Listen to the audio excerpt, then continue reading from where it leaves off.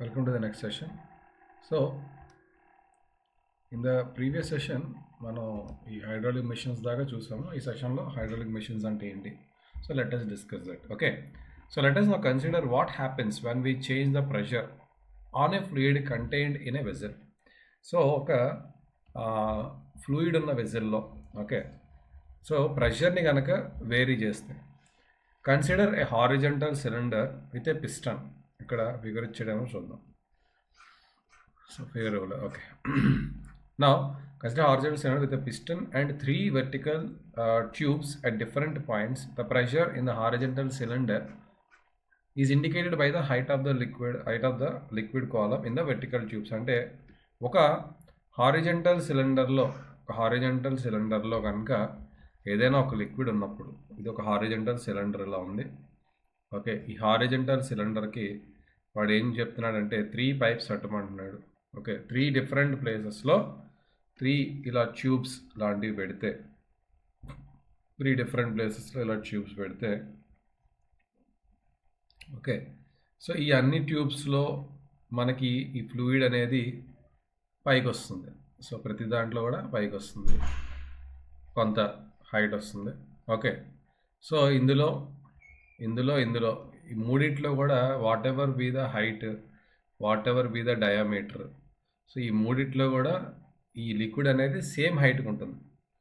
Okay, so it is necessarily the same in all, అన్ని ట్యూబ్స్లో కూడా. అంటే ఈ లోపల ఉన్న ఫ్లూయిడ్ ప్రెషర్ అనేది మీరు ఎక్కడ చూసినా కూడా సేమ్ ప్రెషర్ ఉంటుంది. ఎందుకంటే ఈ ఫ్లూయిడ్ అంతా ఒకే లెవెల్లో ఉంది కాబట్టి, వీటి మధ్య ఉన్న ప్రెషర్ సేమ్ ఉంటుంది. హైట్ మారితేనే ప్రెషర్ మారుతుంది. Okay, this indicates that one the pressure, ఒకవేళ ఈ సిలిండర్లో కనుక ప్రెషర్ని ఇంక్రీజ్ చేస్తే, ఒకవేళ మీరు ప్రెషర్ని ఇంక్రీజ్ చేసినప్పుడు ఇక్కడ వచ్చే వాటర్ హైట్ కూడా ఇంక్రీజ్ అవుతుంది, ఇక్కడ వచ్చిన వాటర్ హైట్ కూడా ఇంక్రీజ్ అవుతుంది. సో ఈ మూడింట్లో మళ్ళీ సమానంగానే ఇంక్రీజ్ అవుతుంది, ఒక దాంట్లో ఎక్కువ ఒక దాంట్లో తక్కువ అలా కూడా రాదు. సో అంటే ప్రెషర్ని పెంచుతున్నప్పుడు ఏమవుతుంది, height of the liquid fluid rise అవుతుంది. ఓకే, ప్రెషర్ని తగ్గిస్తే ఇదే హైట్ కిందకు వస్తుంది, అది కూడా మూడిట్లోనే వస్తుంది, సేమ్ లెవెల్లో ఉంటుంది.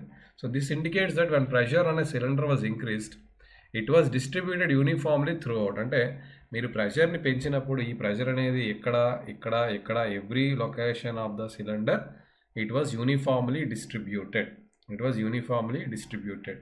We can say whenever external pressure is applied on any part of the fluid contained in the vessel, it is transmitted undiminished and equally in all directions. So ఇప్పుడు దీని మీద ఒకవేళ ప్రెషర్ని ఇంక్రీజ్ చేస్తే, అంటే ఈ సిలిండర్లో ఉన్న ఫ్లూయిడ్ మీద మీరు ప్రెషర్ని ఇంక్రీజ్ చేసినప్పుడు ఈ ప్రెషర్ అనేది అన్ని డైరెక్షన్స్లో సమానంగా స్ప్రెడ్ అవుతుంది. ఒకచోట ఎక్కువ ఒకచోట తక్కువ అలా కాకుండా ఈ మొత్తం సిలిండర్ అంతా కూడా ఆ ప్రెషర్ యూనిఫామ్గా డిస్ట్రిబ్యూట్ అవుతుందని చెప్తున్నాడు. Okay, it is transmitted undiminished and equally in all directions. This is called Pascal's law for transmission of fluid pressure. So ఇది కూడా పాస్కల్స్ లా, 2 రకాల పాస్కల్స్ లా ఉంది. ఒకటి హైడ్రోస్టాటిక్ ప్రెషర్ అన్ని డైరెక్షన్స్లో సేమ్గా ఉంటుంది అన్నది ఒకటైతే, the Pascal's law for transmission of fluid pressure. So ఈ ట్రాన్స్మిషన్ అంటే ఫ్లూయిడ్ ప్రెషర్ అనేది మనం ఇచ్చినప్పుడు ఫ్లూయిడ్కి ఆ ఫ్లూయిడ్ మొత్తం కూడా అది యూనిఫామ్గా స్ప్రెడ్ అవుతుంది వితౌట్ ఎనీ లాస్. ఓకే, అంతా కూడా ఈక్వల్గా డిస్ట్రిబ్యూట్ అవుతుంది అన్ని డైరెక్షన్స్లో, ఒక హారిజంటల్ డైరెక్షన్ వెర్టికల్ డైరెక్షన్ కాదు, ఇన్ ఆల్ ద డైరెక్షన్స్. అంటే ఎవ్రీ డైరెక్షన్, ఇటు అన్ని వైపులా కూడా ఇది యూనిఫామ్గా డిస్ట్రిబ్యూట్ అవుతుంది అని చెప్తున్నాడు. Okay, that is Pascal's law for transmission of fluid pressure. So దీని మీద బోల్డన్ని అప్లికేషన్స్ మనం డే టు డే లైఫ్లో వాడతాము. సో ఈ number of devices సచెస్ hydraulic lift, మనం ఎక్కే లిఫ్ట్ దీని మీద ఆధారపడి ఉంటుంది. మనం వాడే వెహికల్ బ్రేక్స్ హైడ్రాలిక్ బ్రేక్స్ అంటాం, అది కూడా దీని మీద ఆధారపడి ఉంటుంది, or based on this law. So if these devices fluids are used for transmitting pressure, అంటే మనం ఏం చేస్తున్నాం, బ్రేక్ ప్రెస్ చేసినప్పుడు మనం ఏం చేస్తామంటే ప్రెషర్ని ఇంక్రీజ్ చేస్తాం. So in these devices fluids are used. So ఈ డివైజెస్లో ఫ్లూయిడ్స్ అనేవి మనం వాడతాము. సో ఇక్కడ మనం ఎప్పుడైనా these devices fluids are used for transmitting pressure, if in a hydraulic lift as shown in the figure 11.6 చూద్దాం. సో ఇక్కడ సో 11.6 ఫిగర్ని మీరు అబ్జర్వ్ చేస్తే కనుక ఇక్కడ so schematic diagram illustration of the principle. ఇక్కడ ఏం జరుగుతుంది, ఎలా జరుగుతుందో చూద్దాం. ఇప్పుడు ఇక్కడ మనం ఇక్కడ ఒక ఫోర్స్ అప్లై చేసినప్పుడు, సో ఈ ఫోర్స్ అన్ని వైపులా యూనిఫామ్గా డిస్ట్రిబ్యూట్ అవుతుంది కాబట్టి ఇప్పుడు నువ్వు ఒక కార్ని పార్కింగ్ లాట్లో పెట్టావు. ఇప్పుడు ఆ పార్కింగ్ లాట్లోంచి అది పైకి రావాలి. నువ్వు పైన ఇప్పుడు కిందకి వెళ్ళిపోయింది, సెల్లార్లోకి వెళ్ళిపోయింది, సెల్లార్లోంచి పైకి రావాలి గ్రౌండ్ లెవెల్కి. అప్పుడు నువ్వేం చేస్తావు, సో ఇటువైపు ఒక ప్రెషర్ని అప్లై చేస్తే ఈ ప్రెషర్ అనేది ఏం చేస్తుంది, ఇది అన్ని వైపులా ఈక్వల్గా ట్రాన్స్మిట్ అవుతుంది కాబట్టి ఇది ఇక్కడ ఈ ప్రెషర్ అనేది ట్రాన్స్మిట్ అయ్యి ఈ ప్రెషర్ వల్ల ఈ వెహికల్ అనేది పైకి మూవ్ అవుతుంది. అంటే మనం ఇక్కడ ఒక ప్రెషర్ని అప్లై చేస్తున్నాం, ఆ ప్రెషర్ని ఇంకో చోట దాన్ని వాడుకోగలుగుతున్నాం. సో ఈ రకంగా అంటే మనం ఒక వస్తువుని మనం హైడ్రాలిక్ లిఫ్ట్ని లేపాలన్నా, హైడ్రాలిక్ బ్రేక్తో కార్ని ఆపాలన్నా, సో ఏది చేయాలన్నా ఈ రకంగా మనం అప్లై చేసుకోవడం ద్వారా మనం మనకు కావాల్సినటువంటి ఫోర్స్ ట్రాన్స్మిషన్ అనేది చేయొచ్చు. ఫోర్స్ని ట్రాన్స్మిట్ చేయడానికి ఈ ఫ్లూయిడ్ని వాడుకోవచ్చు. సో ఇన్ ద హైడ్రాలిక్ లిఫ్ట్లో చూస్తే కనుక మనకి 2 పిస్టన్స్ ఉన్నాయి, separated by A space filled with liquid. So ఒక లిక్విడ్తో 2 పిస్టన్స్ ఉన్నాయి, 2 పిస్టన్స్కి మధ్యలో లిక్విడ్ ఉంది. ఒక పిస్టన్ ఏమో స్మాల్ క్రాస్ సెక్షన్ A1 ఉంది, is used to exert the force. అయితే స్మాల్ క్రాస్ సెక్షన్ ఎందుకు తీసుకున్నామో చూద్దాం ముందుకెళ్ళాక. To exert a force F1. So directly on the liquid the pressure P అనేది జనరేట్ అవుతుంది ఎప్పుడైతే మనం ఈ F1 అనే ఫోర్సు A1 అనే ఏరియా మీద పెట్టినప్పుడు, ఈ A1 అనే ఏరియా మీద పెట్టినప్పుడు ఇక్కడ P1 అనే ప్రెషర్ ఇక్కడ జనరేట్ అవుతుంది.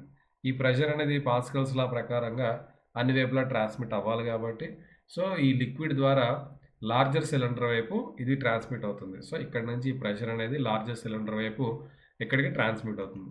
సో ట్రాన్స్మిట్ అయిన తర్వాత యాజ్ అ రిజల్ట్ ఇక్కడ ఏరియా ఎక్కువ ఉంది కాబట్టి ఈ మనం పెట్టిన ఫోర్స్ F1 అయినా ఇక్కడ ప్రెషర్ ఈ మొత్తం ఏరియా మీద ఉంది కాబట్టి ప్రెషర్ ఇంటూ ఏరియా 2 ఎక్కువ ఉంది కాబట్టి, అంటే నువ్వు పెట్టింది తక్కువ ఫోర్స్ కానీ నువ్వు తెస్తుంది ఎక్కువ ఫోర్స్.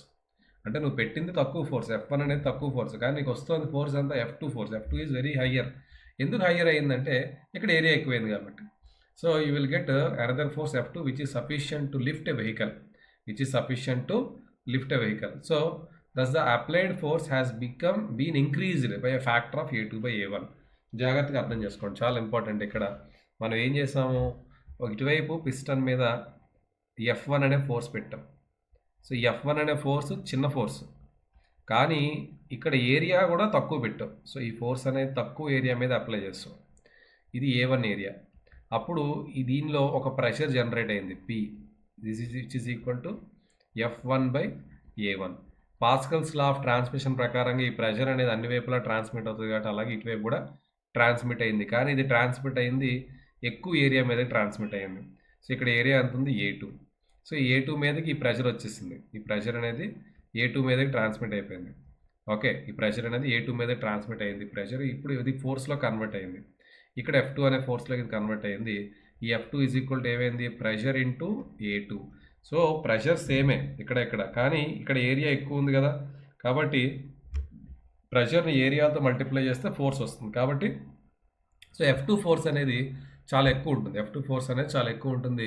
మనం అప్లై చేసిన ఫోర్స్ చాలా తక్కువ, కానీ ఈ ఫోర్స్ని ఈ F1 అనే ఫోర్స్ని నేను ఏం చేశాను, F2 అనే ఫోర్స్లో కన్వర్ట్ చేశాను. ఇది ఎంత పెరిగిందంటే F1 ఇంటూ A2/A1. A2 పెద్ద ఏరియా కాబట్టి F2 పెరిగింది కాబట్టి ఇప్పుడు A2 పైన వేయాలా A1 పైన వేయాలని కన్ఫ్యూజన్ మీకు వచ్చినప్పుడు A2 పెద్ద ఏరియా, F2 పెద్ద ఫోర్స్. సో ఈ వాల్యూ అనేది గ్రేటర్ దెన్ 1 రావాలి కాబట్టి F1 ఇంటూ A2/A1 చేస్తే F2 వస్తుంది. ఎందుకంటే F2 is greater than F1 కాబట్టి. అర్థమైందా? కాబట్టి A2/A1 వేయాలి. సో దీన్నే conversion factor. So thus the applied force has been increased by a factor of A2/A1 and this factor is called mechanical advantage. ఈ factor మనం ఏమంటాం, mechanical advantage of the device. అంటే ఇన్పుట్కి అవుట్పుట్, మీ input ఏంటి F1, మీ output ఏంటి F2. So input ఎంత పెరిగింది అవుట్పుట్లో అనే దాన్ని మెకానికల్ అడ్వాంటేజ్ అంటారు. ఓకే, దాన్ని మెకానికల్ అడ్వాంటేజ్ చాలా ఇంపార్టెంట్. ఈ టర్మ్ మీకు చాలా ఇంపార్టెంట్ టర్మ్ మెకానికల్ అడ్వాంటేజ్ గుర్తుపెట్టుకోండి, రాసుకోండి షార్ట్ నోట్స్లో. So mechanical advantage is equal to A2/A1. Okay, ఇది హైడ్రాలిక్ లిఫ్ట్ పనిచేసే విధానం. సో ఇక్కడ ఎగ్జాంపుల్ ఒకటి ఉంది. 2 syringes of different cross sections A1, A2 and lengths L1, L2 without needles filled with water are connected with a tightly fitted rubber tube filled with water. Diameter of the smaller piston is this and larger piston is this one. Find the force exerted on the larger piston when the force of 10 Newton is applied on the smaller piston. So if the smaller piston is pushed in through, okay, ఇది A వేరు B వేరు. Okay, so first of all ఇక్కడ ఏమైంది? So pressure అనేది దేని నుంచి transmit అవుతుంది? So smaller piston నుంచి ట్రాన్స్మిట్ అవుతుంది కదా. సో ఇప్పుడు ఏమైంది? సో మనకి ఇక్కడ గివెన్ డేటా రాయలేదు, మనం రాద్దాం గివెన్ డేటా. ఇప్పుడు ఏం లే, A2/A1, A2 తెలుసు 5/4, ఇది డయామీటర్ కాబట్టి డయామీటర్ కదా, 5/4 D², πd²/4. సో దీన్ని πd²/4 చేయండి, దీన్ని πd²/4 చేయండి, A2/A1 వస్తుంది. అది మనకి మెకానికల్ అడ్వాంటేజ్. ఇంటూ మనం పెట్టిన ఫోర్స్ ఎంత, 10 Newton. సో అప్పుడు మీకు వచ్చే ఫోర్స్ తెలిసిపోతుంది. అలాగే if the smaller piston is pushed through 6 cm. Okay, smaller piston అనేది 6 cm పుష్ చేస్తాం అనుకోండి. Okay, so consider consider to be perfectly incompressible అనుకుంటే, అంటే ఇక్కడ ఇది మీరు పుష్ చేశారు, ఇది పుష్ చేసినప్పుడు ఇది ఎంతైతే కిందకి పుష్ అవుతుందో అంటే ρgh అంతే కదా. ఇప్పుడు మీకు ఇక్కడ ప్రెషర్ ఇది పుష్ అయింది కిందకంటే అర్థం ఏంటి? ఇది ఎంతైతే కిందకి పుష్ అయిందో, ఎంత ప్రెషర్ అయితే ఇక్కడ ఎగ్జర్ట్ అయిందో అదే ప్రెషర్ ఇక్కడికి వస్తుంది, అంతే కదా. సో ఇక్కడ ఇప్పుడు మీరు పుష్ చేయడం వల్ల ఇక్కడ కొంత వాల్యూమ్ ఆఫ్ వాటర్ మూవ్ అయింది ముందుకి. సో ఇక్కడ ఈ ఏరియాలో జాగ్రత్తగా అర్థం చేసుకోండి. మీరు ఈ పిస్టన్ని ఇక్కడి నుంచి తీసుకొచ్చి ఇక్కడికి తెచ్చి పెట్టారు, ఈ పిస్టన్ ఇక్కడ నుంచి తెచ్చి ఇక్కడ పెట్టారు, అంటే ఈ వాల్యూమ్ ఆఫ్ వాటర్ని మీరు డిస్ప్లేస్ చేశారు, అంతేనా? ఈ వాల్యూమ్ ఆఫ్ వాటర్ని మీరు డిస్ప్లేస్ చేశారు. ఈ వాల్యూమ్ ఎక్కడ అడ్జస్ట్ అవ్వాలి? ఈ పిస్టన్ ఇక్కడ పైకి కదిలి, ఈ పిస్టన్ ఇక్కడ పైకి కదిలి, ఏదైతే ఈ వాల్యూమ్ ఆఫ్ వాటర్ ఇక్కడ ఇలా అడ్జస్ట్ అవ్వాలి. ఓకే, ఇది తక్కువే హైట్ కదులుతుంది, ఎందుకంటే దీని ఏరియా ఆఫ్ క్రాస్ సెక్షన్ తక్కువ కాబట్టి ఇక్కడ వాల్యూమ్ తక్కువ ఉంటుంది. ఆ వాల్యూమ్ అనేది ఇక్కడ అంతా స్ప్రెడ్ అవ్వాలి.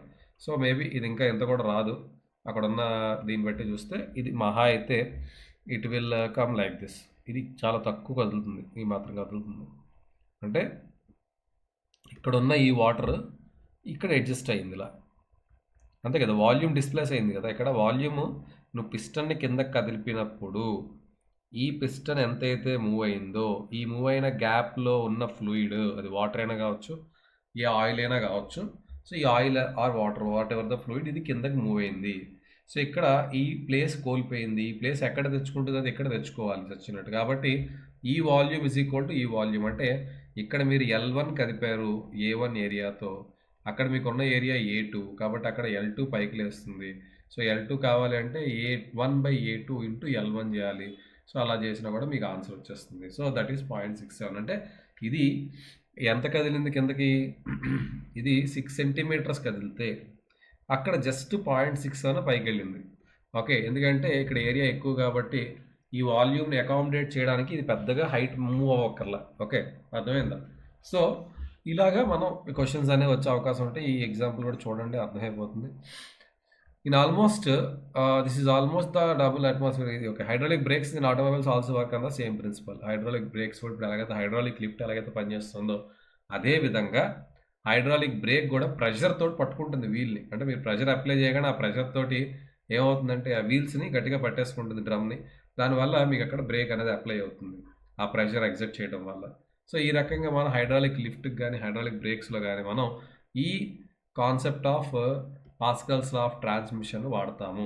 ఓకే, సో నెక్స్ట్ వచ్చేసి ఇది హైడ్రాలిక్ బ్రేక్ చెప్తున్నాడు. ఇదంతా చదివితే అర్థమైపోతుంది. బ్రేక్ ఆయిల్ అనేది ఒక పిస్టన్ లాగా యాక్ట్ చేస్తుంది అనే లార్జ్ ఏరియా, ఈ ప్రెషర్ అనేది లార్జ్ ఏరియా మీద స్ప్రెడ్ అయ్యి అక్కడ ఎక్కువ ఫోర్స్ని జనరేట్ చేసి ఆ పిస్టన్ నుంచి వచ్చి ఆ బ్రేక్ షూస్ అనేవి గట్టిగా పట్టుకుంటాయి బ్రేక్ లైనింగ్ని.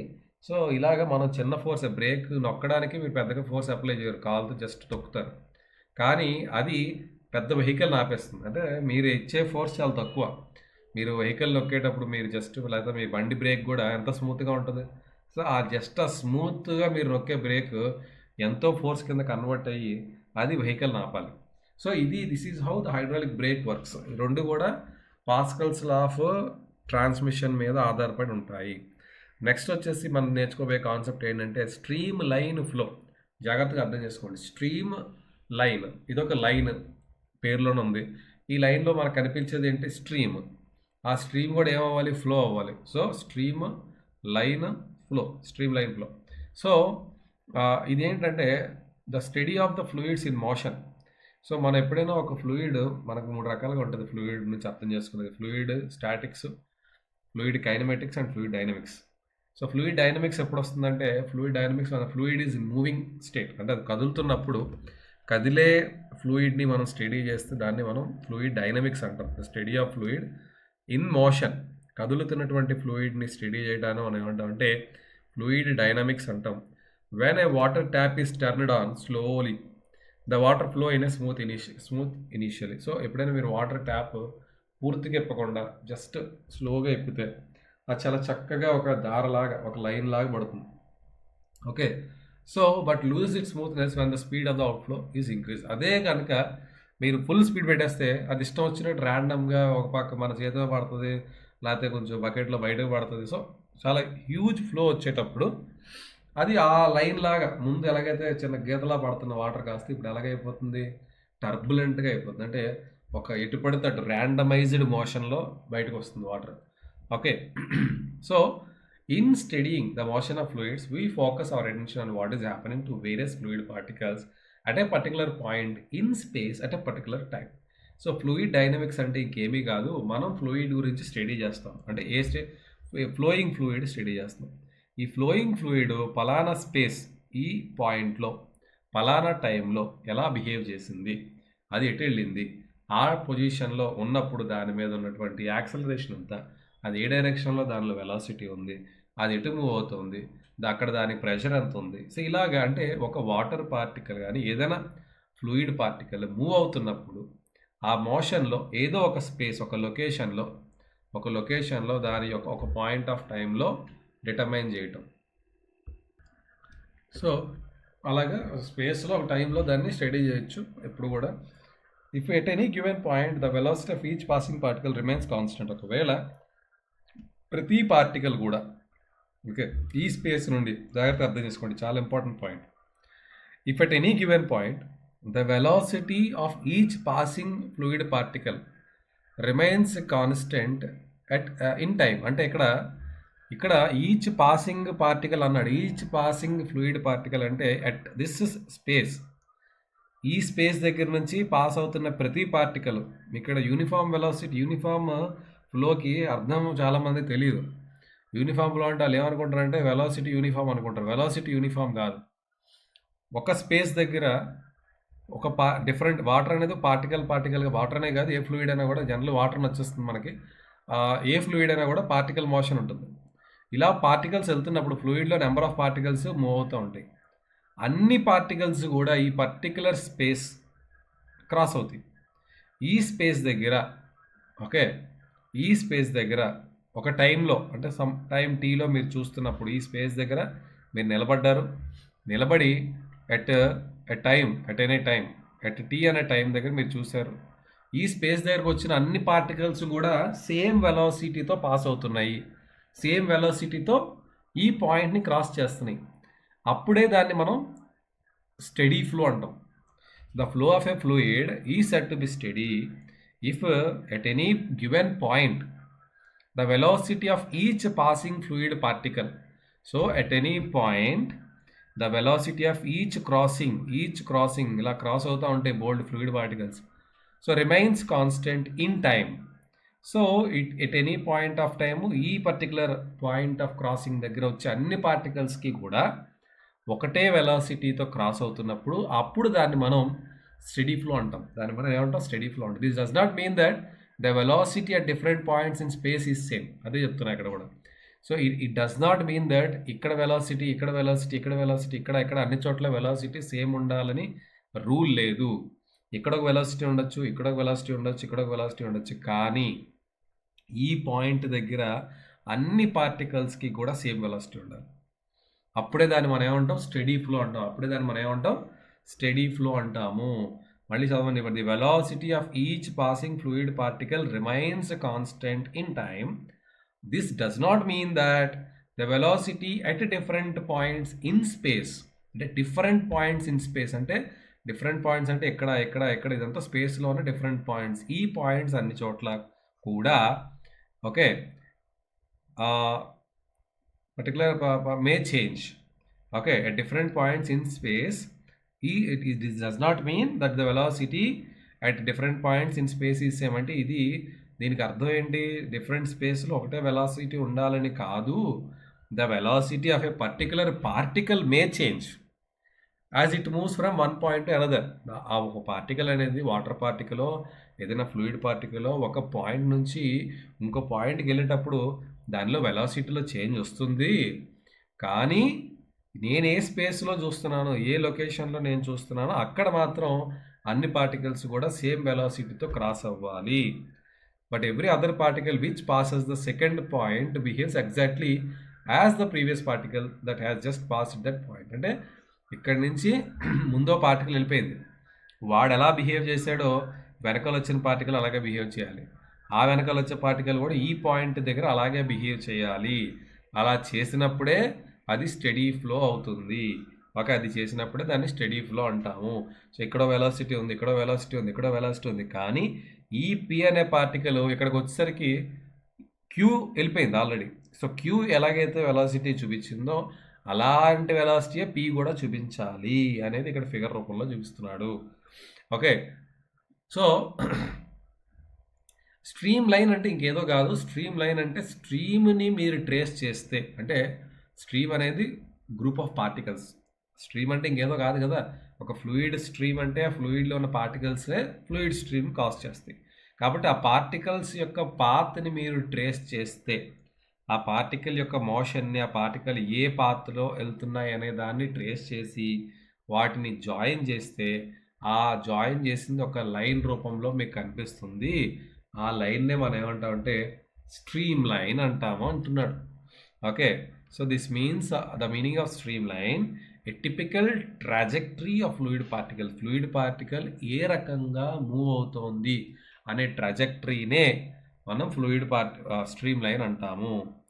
ఇలాగా ఒక గ్రూప్ ఆఫ్ పార్టికల్స్, ఇదొక స్ట్రీమ్ లైను, ఇదొక స్ట్రీమ్ లైను, ఇదొక స్ట్రీమ్ లైన్, ఇలాగా రకరకాల లైన్స్ ఉంటాయి. ఈ గ్రూప్ ఆఫ్ లైన్స్ని అన్నిటినీ కలిపితే దాన్ని స్ట్రీమ్ లైన్ ఫ్లో అంటాం. ఒకే పాత్ని మీరు ట్రేస్ చేస్తే అది స్ట్రీమ్ లైన్. ఇలాంటి నెంబర్ ఆఫ్ స్ట్రీమ్ లైన్స్ అన్నిటినీ కలిపితే అది streamline flow. Group of streamlines together is called what? Streamline flow. Okay, so ఇక్కడ the path taken by a fluid particle under a steady flow is called streamline. Already నేను చెప్పిన పాయింట్లు ఇక్కడ ఉంటాయి. So దీనికి ఏంటంటే ఈ stream లైన్కి ఎక్కడ మీరు ట్యాంజెంట్ గీసినా, మీరు స్ట్రీమ్ లైన్కి ఒక ట్యాంజెంట్ గీస్తే, ఇప్పుడు ఒక స్ట్రీమ్ లైన్ ఇలా ఉంది ఇందాక చూసినట్టుగా, ఈ స్ట్రీమ్ లైన్కి ఇక్కడ ట్యాంజెంట్ గీస్తే it will give the velocity of the particle at this point. అలాగే ఇక్కడ గీస్తే ఇక్కడ it will show the velocity of the particle here. So ఇలా మీరు ఎక్కడైతే ట్యాంజెంట్ గీస్తారో అక్కడ దాని velocity and it's direction, fluid velocity and it's direction రెండు కూడా వస్తాయి. దాన్నే స్ట్రీమ్ లైన్ అంటాం. అంటే any line is set to be A stream line when a tangent is drawn at any point, shows the direction of fluid velocity and also it will give some magnitude also. So that is called streamline. Consider a path of particle as shown 11.7 way. ఇదంతా నేను చెప్పినవి ఉంటాయి. Fluid particle move అవుతుంది, curve PQ is a permanent map of fluid flow. ఈ PQ అనే పాత్లో అలా అన్ని particles కూడా మూవ్ అవుతున్నాయి. అలా దాన్నే మనం ఏమంటాం అంటే స్ట్రీమ్ లైన్ అంటాం.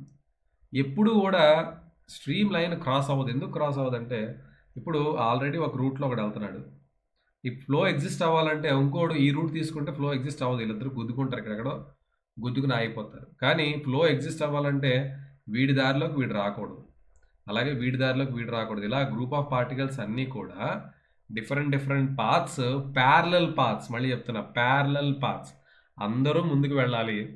కాబట్టి అందరూ ఒకళ్ళు క్రాస్ అవ్వకూడదు, అందరూ ప్యారలల్గా వెళ్తేనే స్ట్రీమ్ లైన్స్ అనేవి స్ట్రీమ్ ఫ్లో కింద కన్వర్ట్ అవుతాయి. కాబట్టి స్ట్రీమ్ ఎగ్జిస్ట్ అవ్వాలి అంటే, స్ట్రీమ్ ఫ్లో ఎగ్జిస్ట్ అవ్వాలంటే ఏ రెండు స్ట్రీమ్ లైన్స్ కూడా ఇంటర్సెక్ట్ అవ్వవు. no two streamlines can cross, for if they do, an oncoming fluid particle can go either one way or the other. అప్పుడు దాన్ని స్టడీ ఫ్లో అనము. స్టడీ ఫ్లో అవ్వాలి అంటే so stream lines అనేవి ప్యారలల్గా ఉండాలి. ప్యారలల్గా ఉంటేనే అది స్టడీ ఫ్లో అవుతుంది. అలా కాకుండా ఒకదాన్ని వాడు క్రాస్ చేసేస్తే అది స్టడీగా వెళ్ళదు, ఆగిపోతుంది. ఆ ఫ్లూయిడ్ ఫ్లో అనేది సీజ్ అయిపోతుంది. ఒకదాన్ని వాడు గుద్దుకొని అవే ఆపేసుకుంటాయి. Okay, so hence in steady flow the map of flow is stationary in time. So మీరు ఈ ఫ్లోని అబ్జర్వ్ చేస్తే విత్ టైమ్ అందులో ఎటువంటి మార్పు ఉండదు. సో ఇలా పార్టికల్స్ ఇప్పుడు ఇలాగ వెళ్తున్నాయి. ఇదో స్ట్రీమ్ లైన్ అనుకుందాం, సో ఇక్కడ ఇది ప్లేస్లో అనుకుందాం. సో ఈ ప్లేస్లో ఇందాక ఒకటి వచ్చి కూర్చున్నాడు, తర్వాత ఇప్పుడు ఇంకోటి ఎవడో వస్తాడు. అందరూ కూడా ఈ ప్లేస్లో ముందుకి ఒకటే పాత్లో వెళ్తారు. నెంబర్ ఆఫ్ పార్టికల్స్ వస్తుంటాయి. అలా కానీ ఇవన్నీ కూడా ఒకటే పర్మనెంట్ మ్యాప్, వీటికి మూవింగ్ పాత్ అనేది సేమ్గా ఉంటాయి. అలా ఉన్నప్పుడు అది స్టడీ ఫ్లో అవుతుంది అని చెప్తున్నాడు. Okay, so if we intend to show streamline of every flowing particle, we would end up with a continuum of lines. ఇందాక చెప్పినట్టుగా ఎవ్రీ ఫ్లూయిడ్ పార్టికల్ యొక్క స్ట్రీమ్ లైన్ కనుక మీరు గీయడం మొదలు పెడితే మీకు కొన్ని ఇన్ఫైనైట్ నెంబర్ ఆఫ్ లైన్స్ అనేవి వస్తాయి. దాన్నే ఫ్లూయిడ్ కాంటిన్యూమ్ అంటారు. అంటే fluid continuum of lines, group of lines వస్తాయి. Consider planes perpendicular to the direction of the fluid flow. So మనకి ఇప్పుడు ఈ ఫ్లూయిడ్ ఫ్లోకి పర్పెండిక్యులర్గా లైన్స్ కనుక గీస్తే ఇది మనం ఫ్లూయిడ్ ఫ్లో అనుకున్నాం కదా, వీటికి ఇలా పర్పెండిక్యులర్గా 90 degreesలో ఇప్పుడు ఇది హారిజంటల్ ప్లేన్లో వెళ్తే వెర్టికల్ ప్లేన్లో ఇలా గీసినప్పుడు సో ఇవన్నీ పర్పెండిక్యులర్ లైన్స్ అవుతాయి. ఓకే, ఈ లైన్స్ మనం ఏమంటామంటే ఈక్వి పొటెన్షియల్ లైన్స్ అంటాం. Okay, so if this means the number of fluid particles crossing the surfaces as indicated by PRQ is the same if the area of the cross sections are at these points A, P, AR, AQ and the speed of the particles is VP, VR, VQ, then mass of the fluid delta MP crossing at AP is small in a small interval of time delta T is. Okay, ఇక్కడ వీడు ఏమంటున్నాడంటే వీడు fluid continuity ఫార్ములాని prove చేద్దామని try చేస్తున్నాడు. దాన్ని మనం నీట్గా అర్థం చేసుకుందాం. ఇప్పుడు ఒక ఫ్లూయిడ్ అనేది this means the number of fluid particles crossing the surface of the as indicated at PQR is same. ఇక్కడ this is P, this is Q and this is R. ఇక్కడ P దగ్గర ఏదైతే ఫ్లూయిడ్ ఎంటర్ అయ్యిందో ఆ fluid అనేది R దగ్గరికి రావాలి, R నుంచి క్రాస్ అయ్యి Q దగ్గరికి రావాలి. అంటే ఇక్కడ ఇప్పుడు ఏమంటున్నాడంటే ఇక్కడ ఏదైతే ఫ్లూయిడ్, ఫర్ ఎగ్జాంపుల్ మీరు ఒక గ్లాసులో నీళ్లు బకెట్లో పంపారు. సో బకెట్లో నీళ్లు ఇంకేదో వేరే దాంట్లో పంపారు. సో ఇక్కడ మీరు బయట నుండి నీళ్ళు యాడ్ చేయట్లేదు, మీరు పెట్టిన నీళ్ళు బయటకు పంపట్లేదు. అప్పుడు మాస్ ఆఫ్ ద ఫ్లూయిడ్ మారదు కదా. ఇక్కడికి ఏదైతే వాటర్ ఎంటర్ అయిందో ఇదంతా క్లోజ్ అయిపోయి ఉన్నప్పుడు, ఇదంతా క్లోజ్ అయిపోయింది, P, R, Q ఈ 3 ప్లేసెస్ కూడా క్లోజ్ అయిపోయి ఉన్నాయి. అప్పుడు ఇక్కడ ఏదైతే వాటర్ ఇక్కడ ఎంటర్ అయ్యిందో ఈ పైప్ అనుకోండి, ఈ పైప్లోకి అదే వాటర్ ఇక్కడ కూడా వస్తుంది కదా R దగ్గరికి. మాస్ సేమ్ ఉంటుంది కదా, మాస్ మారకూడదు కదా. ఇక్కడ R దగ్గర ఏదైతే వాటర్ వచ్చిందో అదే వాటర్ ఇక్కడ Q దగ్గర కూడా రావాలి కదా. ఎందుకంటే మధ్యలో వాటర్ బయటకు వెళ్ళట్లేదు, లేదా బయట నుంచి ఏ వాటర్ ఇందులో కలవట్లేదు. అంటే ఫ్లూయిడ్ అనుకోండి, ఫ్లూయిడ్ వాటర్. సో కాబట్టి మనకి ఇక్కడ ఏదైతే వాటర్ మాస్ ఎంటర్ అయిందో ఇక్కడ అదే మాస్ ఆఫ్ వాటర్ ఉండాలి, ఇక్కడ అదే మాస్ ఆఫ్ వాటర్ ఉండాలి. అది రూల్. ఎందుకంటే law of conservation of mass ప్రకారంగా ఇక్కడ ఏ మాస్ ఎంటర్ అయిందో అదే మాస్ ఇక్కడ ఉండాలి, ఇక్కడ ఉండాలి. ఎందుకంటే మనం ఈ టోటల్ పాత్లో మాస్ ఆఫ్ ద వాటర్ని బయటికి తీయలేదు, బయట నుండి ఎటువంటి ఫ్లూయిడ్ని లేదా వాటర్ని లోపలికి పంపలేదు. ఓకే, సో కాబట్టి మనం ఏం చేద్దాం ఇప్పుడు. సో ఇప్పుడు మనం వెనక్కి వద్దాం. So area of cross sections AP, AR, AQ ఇచ్చాడు, స్పీడ్స్ ఇచ్చాడు, మాస్ ఇచ్చాడు, delta MP is crossing at AP. Okay, అలాగే ఇక్కడ ఈ ఎంపీ ఏదైతే క్రాస్ అయ్యిందో, ఓకే, సో మనకి కంటిన్యూటీ ఈక్వేషన్ అంటే ఇక్కడ ఏంలా చాలా సింపుల్, జాగ్రత్తగా అర్థం చేసుకోండి. ఇక్కడ మాస్ అనేది సేమ్ కదా, మాస్ అనేది same. So delta MP mass of the water or any fluid at P. అయితే ఇక్కడ మనం ఫ్లూయిడ్స్కి వచ్చేసరికి ఏం చేస్తామంటే సాలిడ్కి ఫ్లూయిడ్కి చిన్న తేడా ఉంటుంది. ఈ తేడా మీరు అర్థం చేసేసుకుంటే ఫ్లూయిడ్ మెకానిక్స్ చాలా ఈజీ అయిపోతుంది. ఏంటంటే ఆ తేడా జనరల్గా మనం సాలిడ్స్లో చూసేటప్పుడు వి టేక్ మాస్, ఫోర్స్ కట్టేటప్పుడు కానీ మీరు లేదంటే ఇంకేదైనా పొటెన్షియల్ ఎనర్జీ కట్టేటప్పుడు కానీ ఎనర్జీని కానీ ఫోర్స్ని కానీ మెజర్ చేసేటప్పుడు యూ టేక్ మాస్ యాజ్ ఎమ్. కానీ ఫ్లూయిడ్కి వచ్చేసరికి ఏమవుద్దంటే మాస్ బదులుగా ఫ్లూయిడ్లో మాస్ రేట్ అంటే రేట్ ఆఫ్ మాస్ అని తీసుకుంటాం. అంటే ఇక్కడ మాస్ అంటే నేను ఎప్పుడైనా మాస్ అని మాట్లాడినంటే అర్థం ఏంటంటే ఇది రేట్ ఆఫ్ మాస్ అని అర్థం. Okay, MP/T. నేను చేసేది ఎప్పుడు కూడా మాస్ బదులుగా నేను చేసేది ఏంటంటే ఎం మాస్ బై టైం చేస్తాను. ఎందుకు చేస్తానంటే ఇక్కడ ఫ్లూయిడ్ అనేది ఒక చోట ఉండదు, ఫ్లోగా అవుతూనే ఉంటుంది. అంటే విత్ టైం ఇది మారిపోతూ ఉంటుంది. సాలిడ్ వేరు, అది మీరు ఏ టైంలో చూసినా సాలిడ్ అక్కడే ఉంటుంది, అలాగే కనిపిస్తుంది, అది వేరీ అవ్వదు. కానీ ఫ్లూయిడ్ అనేది అలా కాదు, మూవింగ్ ఫ్లూయిడ్ అనేది అది విత్ టైం వేరీ అయిపోతూ ఉంటుంది. కాబట్టి మనం ఎప్పుడు కూడా మాస్ని ఇక్కడ మనం తీసుకోలేం డైరెక్ట్గా, దాన్ని మాస్ రేట్గానే చూడగలం. సో మాస్ రేట్గా చూసేటప్పుడు ఇప్పుడు ఏమైందంటే ఇక్కడ మాస్, సో కాసేపు డెల్టాని పక్కన పెట్టేద్దాం. మాస్ అంటే ఏంటి? మాస్ అంటే వాల్యూమ్ ఇంటూ డెన్సిటీ, అంతే కదా. Volume into density, density is rho అనుకుందాం, వాల్యూమ్ బై టైం. ఓకే, ఇది volume, not velocity, volume. Again volume అంటే ఏంటి? ఏరియా. ఓకే, ఏరియా అంటే పి కాబట్టి ఏరియా పి. ఓకేనా. సో ఇక్కడ హెడ్ ఉంటుంది, దీనికి ఒక ప్రెషర్ ఉంటుంది, ప్రెషర్ హెడ్ ఉంటుంది. So let the length is L by T. ఇది length by time is what? Velocity. Distance by time is velocity. కాబట్టి రో ఏపీ విపి అంటే delta MP is nothing but mass of the fluid entering at P. Mass of the fluid entering at P is how much? Rho P, AP, VP. నేను M/T చేశాను కాబట్టి delta M P by delta T అనుకుంటే ఈ delta T కూడా ఇటు తీసుకొచ్చేసేయండి. అప్పుడు delta M P is equal to rho A P V P into delta T. Rho A P V P delta T. ఇది డెల్టా ఎంపీ అంటే పి అనే పాయింట్ దగ్గర ఎంటర్ అయిన మాస్. ఇదేంటిది? పి అనే పాయింట్ దగ్గర ఎంటర్ అయిన మాస్ ఆఫ్ ద ఫ్లూయిడ్. ఇదే మాస్ ఆర్ దగ్గర రావాలి. కాబట్టి ఇప్పుడు ఇదే మాస్ వచ్చింది కాబట్టి same delta M P A delta MR కాబట్టి డెల్టా ఎంఆర్ కాబట్టి సేమ్ ఫ్లూయిడ్ డెన్సిటీ మారదు కాబట్టి రో ఏ area at r is ar, velocity at r is vr and the time is delta t. అలాగే డెల్టా ఎంక్యూ సేమ్ పి దగ్గర ఏమొచ్చిందో are దగ్గరికి అదే వస్తుంది, ఆర్ దగ్గర ఏమొచ్చిందో క్యూ దగ్గర కూడా అదే వస్తుంది. కాబట్టి rho A Q, okay, V Q and delta T. So ఈ మూడు కూడా delta M P is equal to delta M P is equal to delta M R is equal to delta M Q. అంతేనా? ఈ మూడు ఈక్వల్ కదా. ఓకే, ఈ మూడు ఈక్వల్ కాబట్టి so rho A P V P delta T is equal to rho A Q V Q delta T is equal to rho A R V R delta T. So ఇక్కడ rho delta T అన్ని వైపులో ఉంది కాబట్టి క్యాన్సిల్ చేసేద్దాం, ఇది క్యాన్సిల్ చేసేద్దాం. సో ఇది క్యాన్సిల్ చేసేస్తే ఇక మిగిలేది ఏంటి?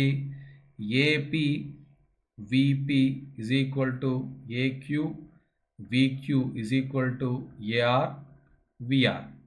దీన్నే మనం ఏమంటాం అంటే ఈక్వేషన్ ఆఫ్ కంటిన్యూటీ. దీన్నే మనం ఏమంటాం అంటే equation of continuity. So stream line అనేది కంటిన్యూస్గా ఉంటుంది, ఇది ఎక్కడ బ్రేక్ అవ్వదు, which is called equation of continuity. ఇక్కడ మళ్ళీ ఇంకా చిన్న గమ్మత్తు ఉంది. ఇక్కడ ఏంటంటే మీకు ఒక డౌట్ రావాలి, సార్ ఇక్కడ మరి ఇక్కడ ఏరియా తక్కువ ఉంది అంటే ఈ స్ట్రీమ్ లైన్స్ క్లోజ్గా ఉంటాయి, ఇక్కడ ఏరియా ఎక్కువ ఉంది కాబట్టి స్ట్రీమ్ లైన్స్ కొంచెం వైడ్గా ఉన్నాయి.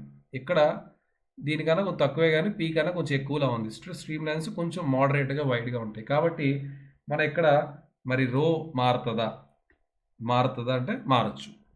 సో ఇక్కడ మనం తీసుకున్నది ఏంటంటే for the flow is incompressible అన్నాడు.